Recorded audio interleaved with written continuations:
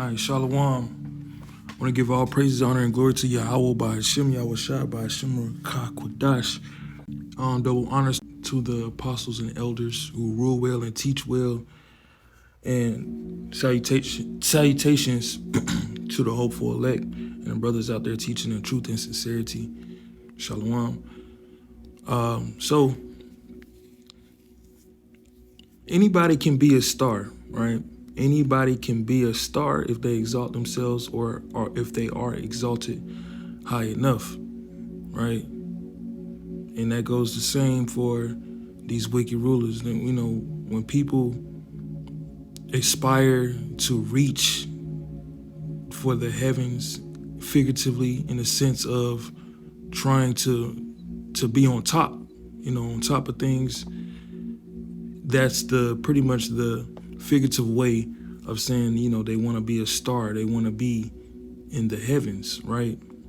You know, you've heard the term reach for the stars, and maybe you'll land in the clouds or something like that. But either way, the whole point is, figuratively, anybody can be a star if they're exalted high enough. And then when they become a star, of course, what happens, they're emanating light, they're illuminated, right?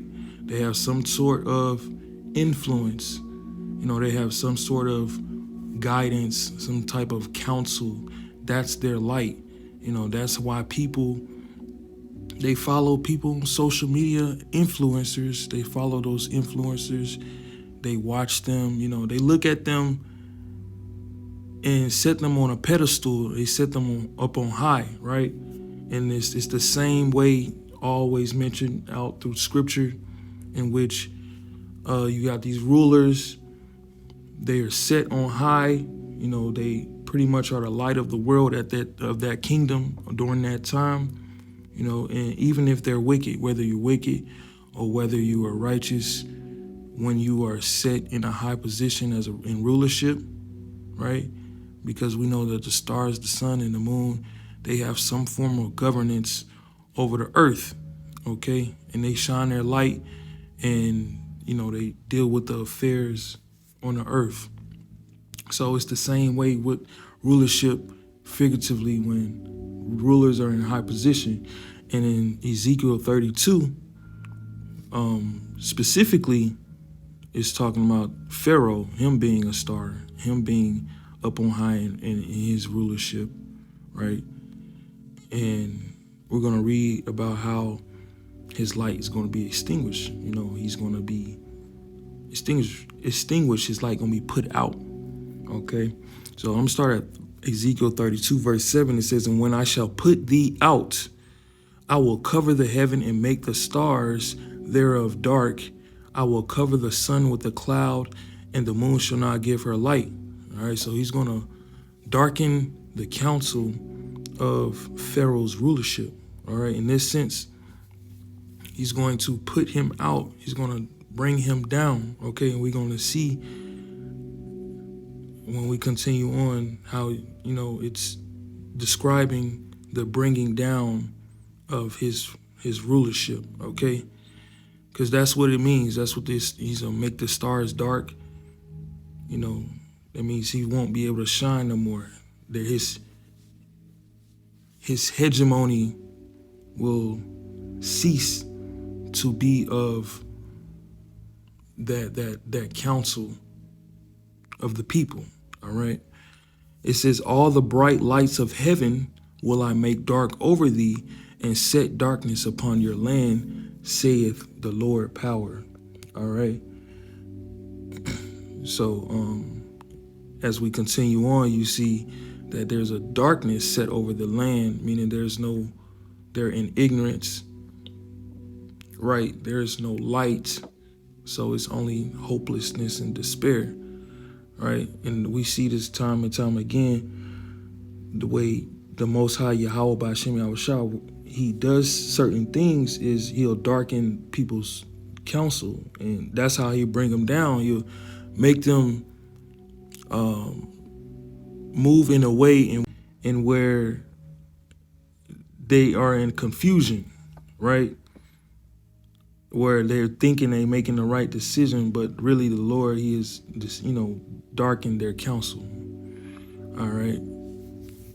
It says, I will also vex the hearts of many people when I shall bring your destruction among the nations and to the countries which thou hast not known. Yeah, I will make the many people amazed at thee, and their kings shall be horribly afraid for thee when I brandish my sword before them, and shall tremble at every moment, every man for his own life in the day of your fall. All right. So remember, I was talking about how whenever you're a star, you're at a high position, you're exalted. And when you're described as in the heavens, when you're described as being so at a height of your career, at the height of your career, Pharaoh is at the height of his rulership, right? So he's going to fall. There's a time for and purpose for everything, all right? So it's just showing that it's associated and attributed to the fact that he is represented as a light, in a high position, such as a star in heaven, and then he's going to be he's going to be brought down, right? All right, yeah, so that's the Pharaoh's light being extinguished, right? And the heavens, it represents like a political sky, right? In a figurative sense, it's political. It's about governance, right?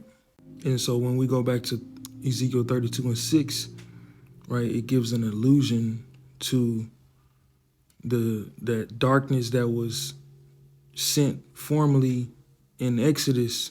Going back to when the Israelites were exodus out of Egypt, there was a period, a plague of darkness, right?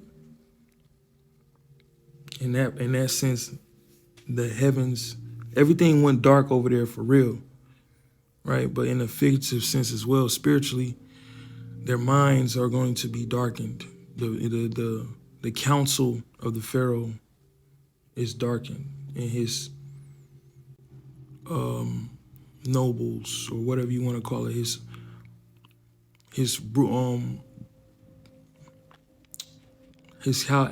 councils, right? His high council. It's a group of people, and now we see that the heavenly bodies, the celestial bodies, such as the stars, the moon, and the sun, are often made images of earthly dynasties or kingdoms and empires, right? Especially going back to Isaiah 13:10.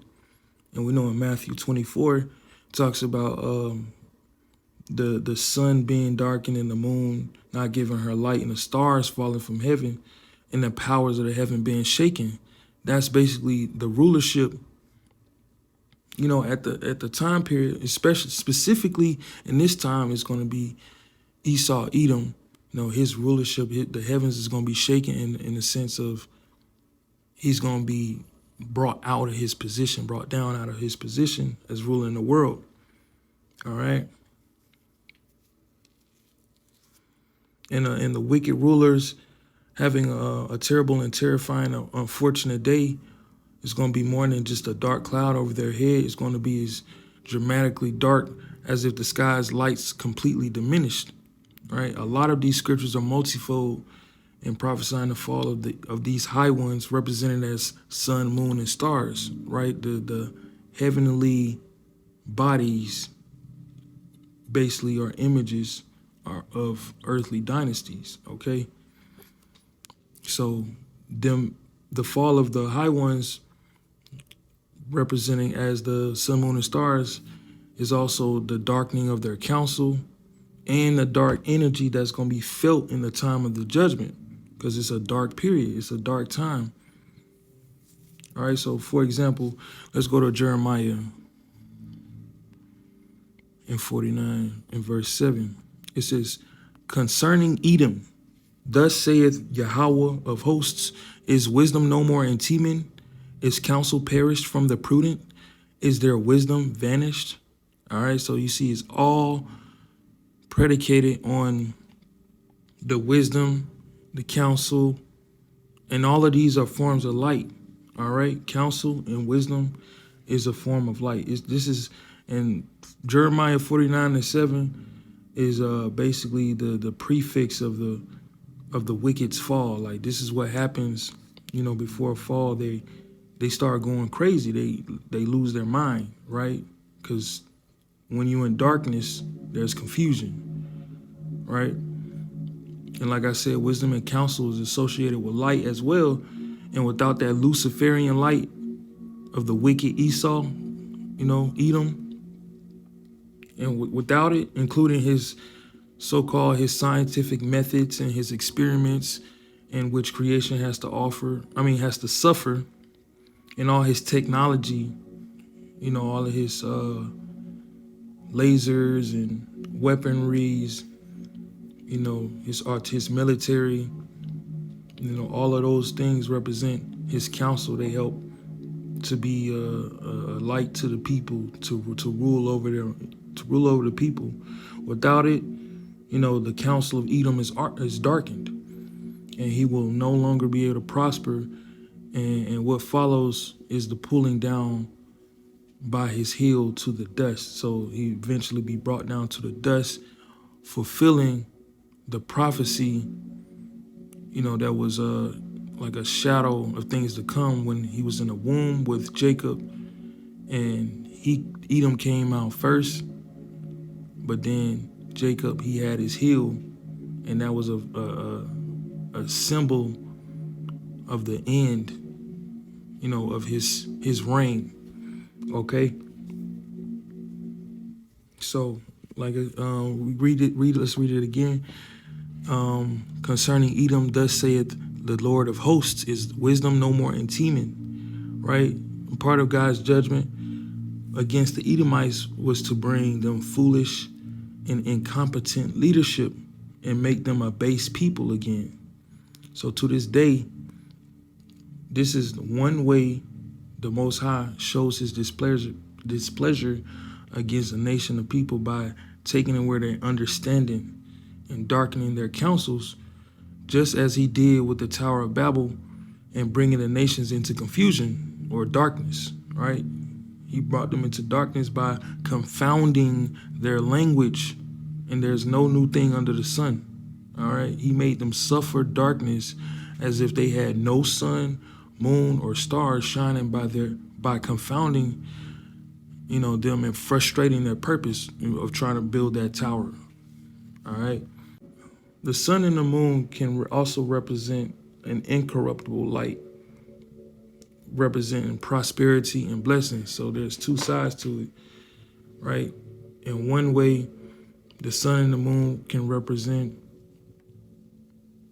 a light, but also is their light cannot necessarily be a righteous light. It could just be a light in which during that time it's the light you need, that you think to be guided by, right? It's a guide. So let's go over to Isaiah 60. But verses are light, also representing, because people can be tricked by a light too. Some people go into other philosophies and religions and ideologies that may seem like it's correct, and it's the light, and it's the end all be all, it's the right thing to follow. But in actuality, it's just it's a false artificial light, like a light bulb, like one of those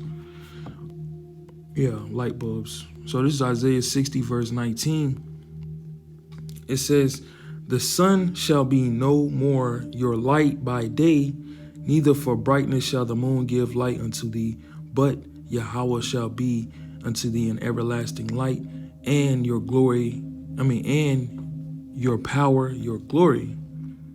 All right. So this is specifically talking about when Zion is glorified, in the kingdom, right? The kingdom of heaven. And similar to the living water. This is similar to the living water, right? where, it talks about in John 4 and 14, YAHAWASHI, when he would, matter of fact, let's just go to it. John 4 and 14. The point I'm trying to make, it says, but whosoever drinketh of the water that I shall give him shall never thirst, but the water that I shall give him shall be in him a well of water springing up into everlasting life. So the point I'm trying to make is, like, you'll never thirst, but it'll bring everlasting life in this metaphor, right? But we know that, comparing it to the sun, we know that the moon and the sun, right, they're always going to have their ordinances. They're always going to be shining. It's never going to stop shining, based on the commandment, their course. They're meant to shine.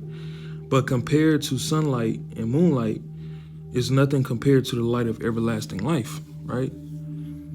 The sun and moon are a great light source. They're a great light source, but an even greater light, right? An even greater light from the Most High is given as an everlasting light in the light of his countenance, all right? Those lights help nurture life as well to help grow things on the earth. And the law is light, pursuant to Isaiah 8 and 20. The law is the light and the laws are everlasting. And the new covenant is everlasting, in which the laws will be written in our minds, our inward parts. That's the light, the everlasting. That's how you get everlasting life, because the wages of sin is death. So when you have sin in your body, that's the only reason why we pass away and we die, because of sin, right? But with that everlasting light, right, there will be no more sin. Therefore, that's living forever, because the new covenant, the law, is written in your inward parts. All right. But that's going to be the everlasting light and the way of life. All right. Let's go on to 60 and verse 20. It says, your sun shall no more go down, neither shall your moon withdraw itself. For Yahweh shall be your everlasting light, and the days of your mourning shall be ended. Right? This book is spiritual, and it's a lot of figurative language. Okay? But so that it just means that you'll always have to have the light, right? To guide you.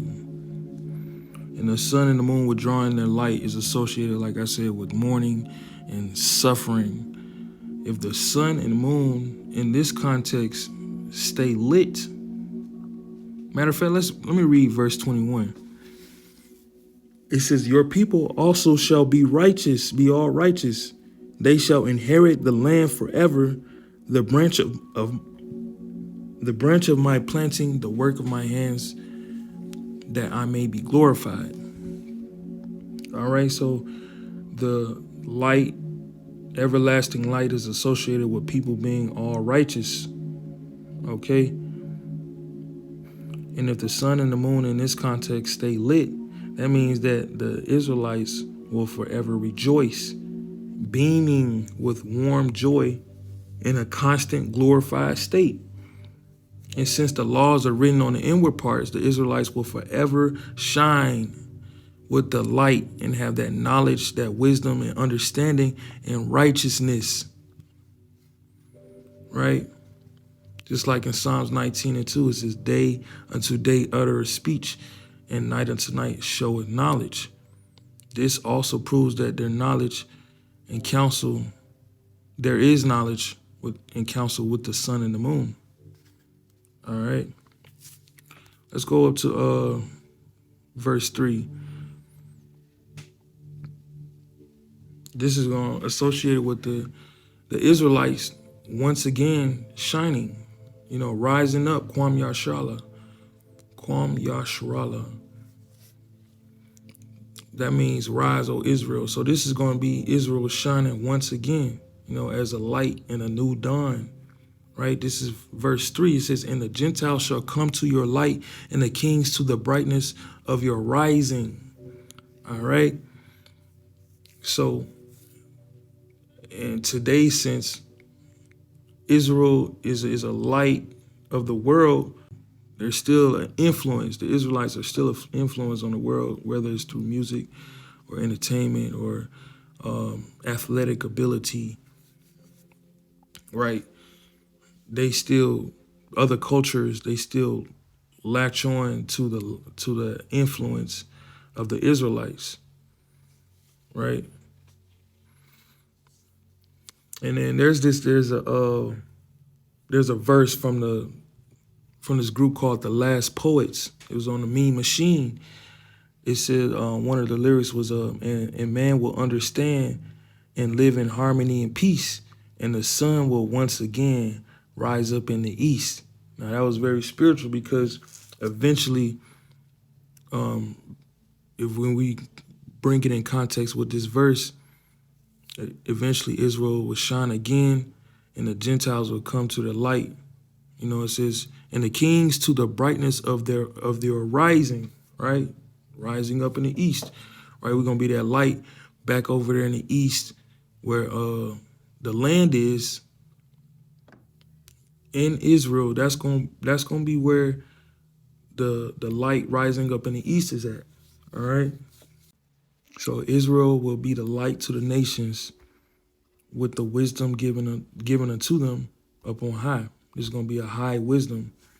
Just like let's go to Ecclesiastes 2, verse 13. It says, then I saw that wisdom excelleth folly, as far as light excelleth darkness. Right? So now you see that wisdom is as light as folly is to darkness. All right? So you can attribute that to the sun, moon, and stars as well.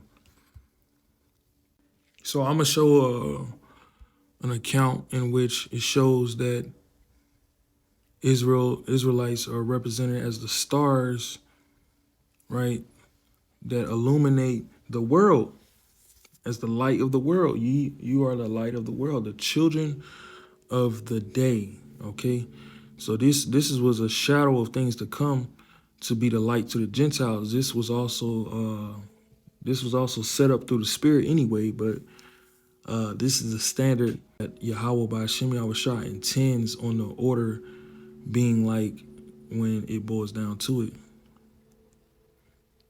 This is Genesis 37, verse 9. It says, this is about when Joseph had a dream. It says, and he dreamed yet another dream, and told it his brothers, and said, behold, I have dreamed a dream more, and behold, the sun and the moon and the 11 stars made obeisance to me. It says, and he told it to his father and to his brethren, and his father rebuked him and said unto him, what is this dream that thou hast dreamed? Shall I and your mother and your brethren indeed come to bow down ourselves to thee, to the earth?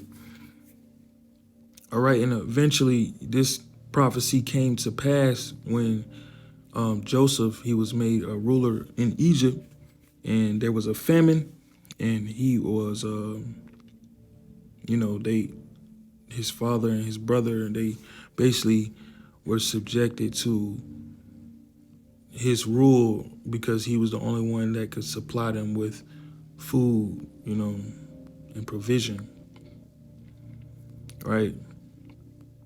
He was a ruler, but this is a shadow of things to come, because the stars, as you can see, represented those brothers, which are Israelites, the other tribes of Israel. They're going to be made stars, and the other nations are going to be bowing down to the true stars and not the stars of heaven. The Israelites are represented as the stars of heaven for their increase as a multitude and the fact that they shine, right? Remember, Abraham was told that his seed is going to be multiplied as the stars of heaven, all right, through Isaac and then through Jacob. And let's see. Let's go to Revelations 12:1, just to show another account in which the Israelites are represented as the stars of heaven. All right, this is Revelations 12, verse 1. It says, "And there appeared a great wonder in heaven, a woman clothed with the sun and the moon under her feet, and upon her head a crown of 12 stars." This is a very, very, I would say, deep imagery. You know, it's figurative though, right? This is figurative. So the sun and the moon, right, represents the knowledge and that wisdom. And then the stars, the woman represents Israel. The 12 stars represents the 12 tribes of Israel. All right. The Most High has plans to exalt Israel as they are his chosen. And through the Israelites will all the nations of the earth be blessed as a light to the Gentiles, a light exalted in the heavens as the stars of heaven. All right. And we're going to, matter of fact, let me go over to Genesis to show. Genesis 22 and verse 17, it says that in blessing I will bless thee, and in multiplying I will multiply your seed as the stars of heaven and as the sand which is upon the seashore, and your seed shall possess the gate of his enemies. And in your seed shall all the nations of the earth be blessed, because thou hast obeyed my voice.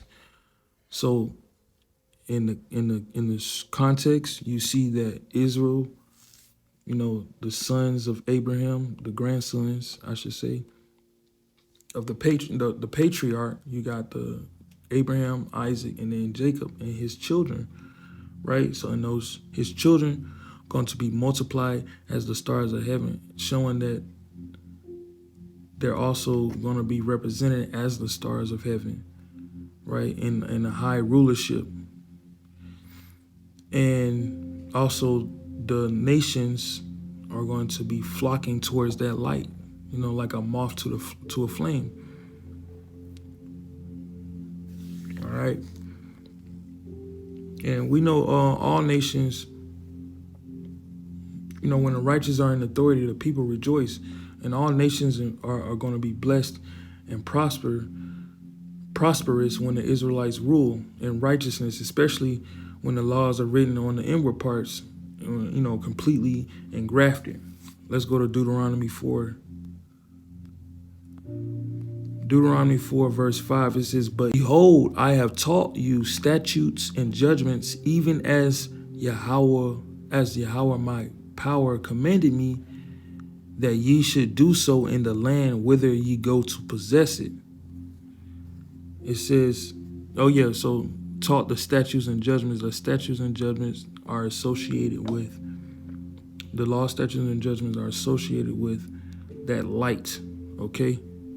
It says, "Keep therefore and do them, for this is your wisdom and your understanding in the sight of the nations, which shall hear all these statutes and say, surely this great nation is a wise and understanding people."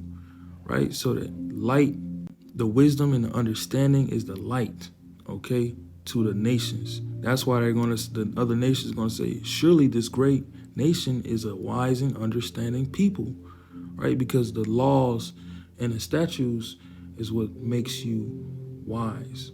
All the judgments is what makes you wise. When you deal wisely and you have good discernment, that's the light, right? It says, for what nation is there so great, who have God so nigh unto them, as Yahawah our power is in all things that we call upon him for? And what nation is there so great that hath statutes and judgments so righteous as all this law which I set before you this day? So this is going to be the thoughts of the Gentiles, the other nations, when Israel is back in their rulership, when Yasharallah is back on high, you know, as the stars of heaven, and you know, the other nations are going to be flocking to their light as a guide to their life, as it's going to be a way of life. Okay. But this was during a time where the law, statutes, and commandments were written on stone, but now it's going to be written in the hearts of the Israelites, right? That way, there will be a everlasting light to the Gentiles, okay?